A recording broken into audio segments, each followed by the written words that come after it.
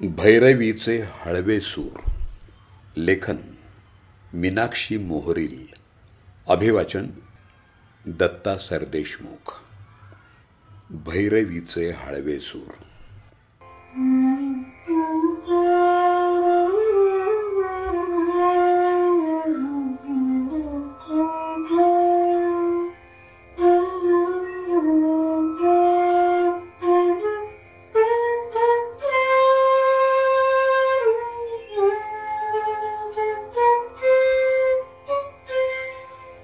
आज पहाटे जाग आली. खरं तर यावेळी या ऋतूत हमखास झाडावर कोकिळा गोड आवाजात काहीतरी मंजूळ स्वर आळवत असते. ती नेहमीप्रमाणे गात होती, पण आज तिच्या स्वरांनी मला प्रसन्न नाहीच वाटलं. तिच्या जोडीदारानं तिला प्रतिसाद दिला तर मला ती जुगलबंदी कानांना आणि मेंदूला सहनच होईना. अवकाळी पावसाचे काळे ओले ढग आभाळभर दाटून राहिले होते. वातावरण जरासं कुंद आणि उदास झालं होतं.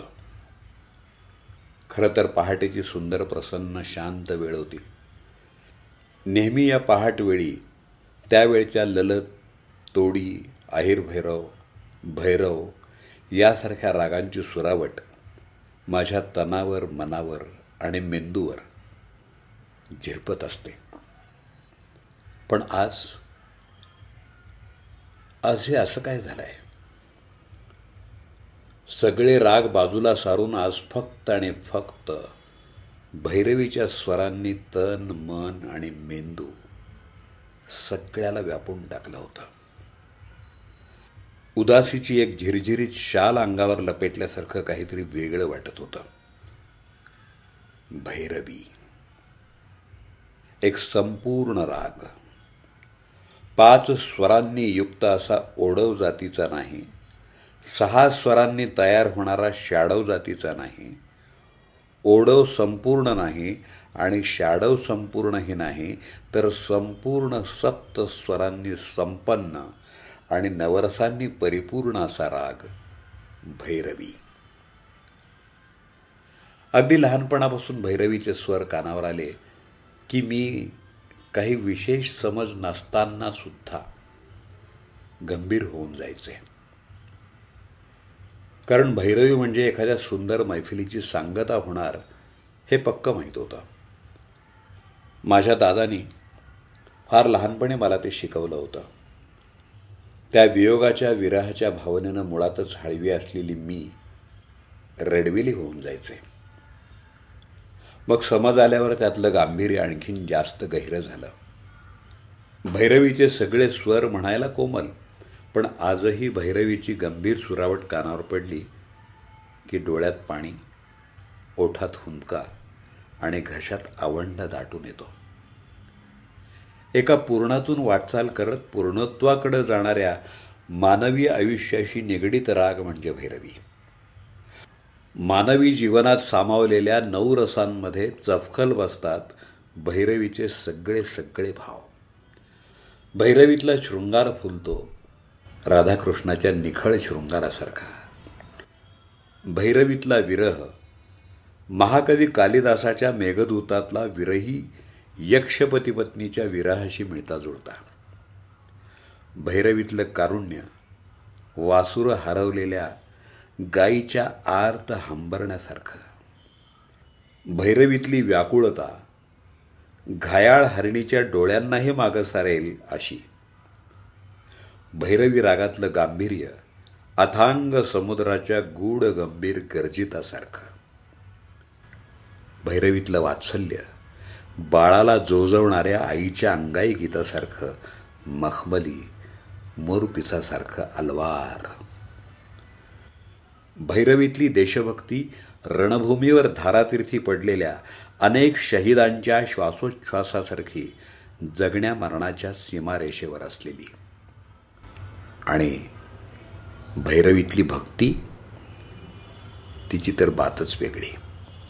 प्रेम, भक्ती आणि मुक्तीचा मार्ग टप्प्याटप्प्यानं शोधत जाणाऱ्या प्रेमाच्या भुकेल्या मीरेच्या गाढ भक्तीसारखी. भारतीय शास्त्रीय संगीतात भैरवीनं कार्यक्रमाची सांगता करण्याचा प्रघात आहे. भैरवीनंतर इतर कोणताही राग गायला परवानगी नसली तरीही भैरवीनंतर भैरवी कितीही वेळा गायला मान्यता दिलेली आहे. त्याच विचारानं माझ्या स्वरधनू समूहाचा पहिला कार्यक्रम भैरवीतून भैरवीकडे हा भैरवी रागावर हिंदी मराठी गीतांचा कार्यक्रम श्रोत्यांसमोर सादर केला. त्याचे 4 प्रयोग केले. नंतर स्वरधनूनं भरपूर कार्यक्रम लॉकडाऊनपर्यंत केले. पण आज सकाळपासून परत मन भैरवीकडे ओढ घेत आहे. पुन्हा तो भैरवीचा सादर केलेला कार्यक्रम, ते स्टेज, तो टाळ्यांचा कडकडाट, वन्स मोरचा जल्लोष, सगळं परत बोलावत आहे. पुन्हा पुन्हा साद घालतंय. मनानं ध्यास घेतलाय त्या चिरतरुण सदा सुहागन भैरवीचा. भैरवी म्हणजे विरह, भैरवी म्हणजे ताटातूट आणि भैरवी म्हणजे वियोग.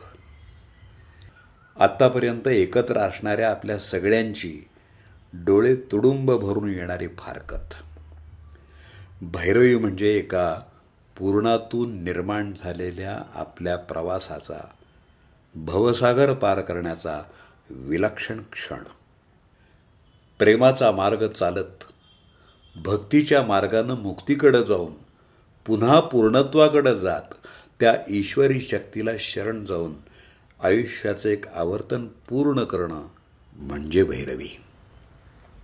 अगदी आत्ता या क्षणी मला माझी भैरवीचे सूर ही कविता जीवापाड साद घालते आहे.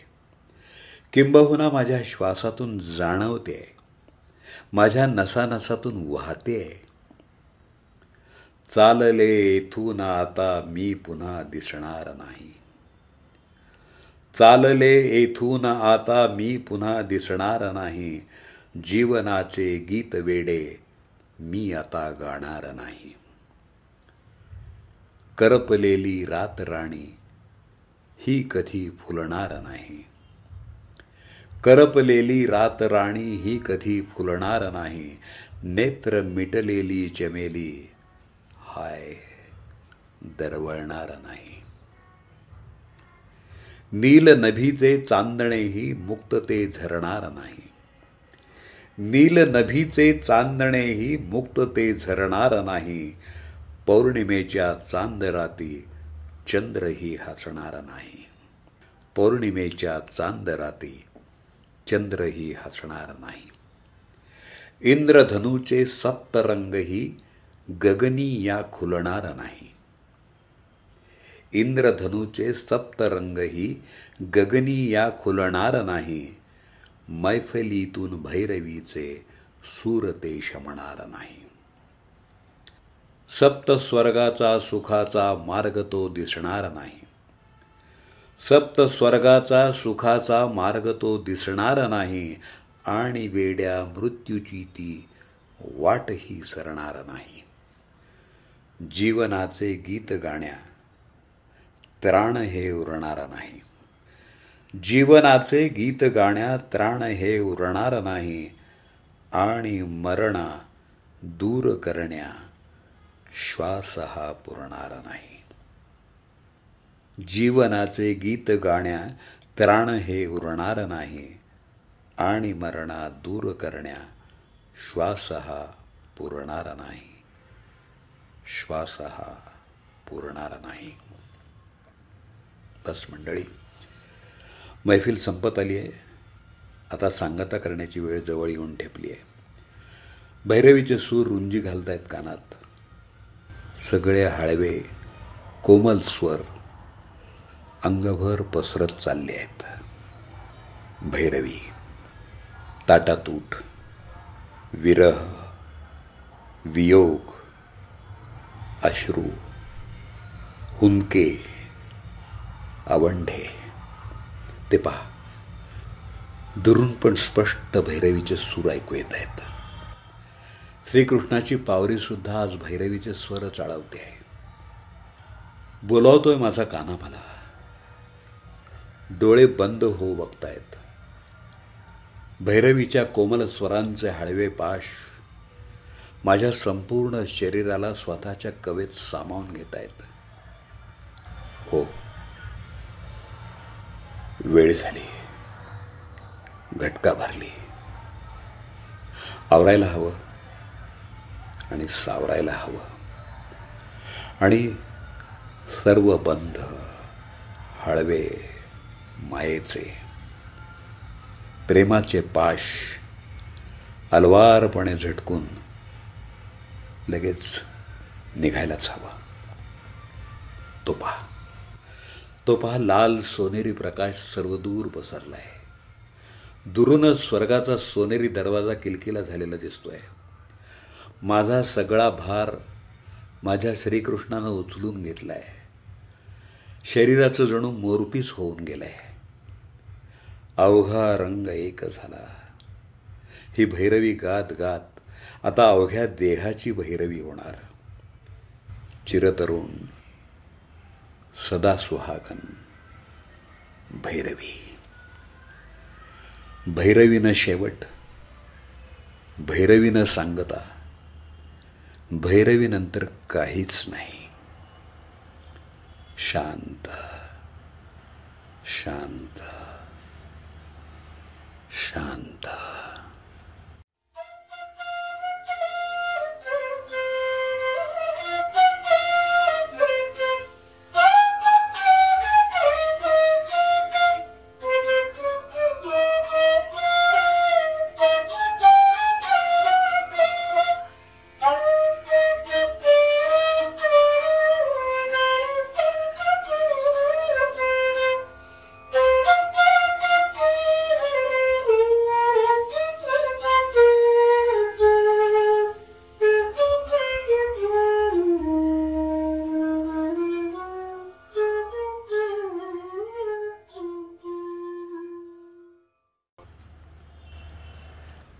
भैरवीचे हळवे सूर या लेखाचं अभिवाचन आत्ताच आपण ऐकलं.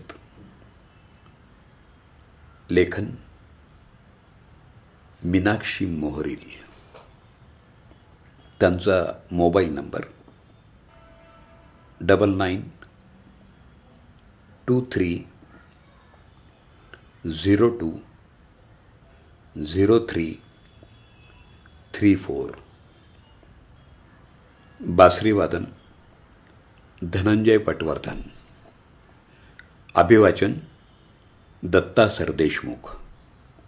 भैरवीचे हळवे सूर या लेखाचं अभिवाचन आपल्याला आवडलं असेल तर आपण आपले अभिप्राय, आपल्या प्रतिक्रिया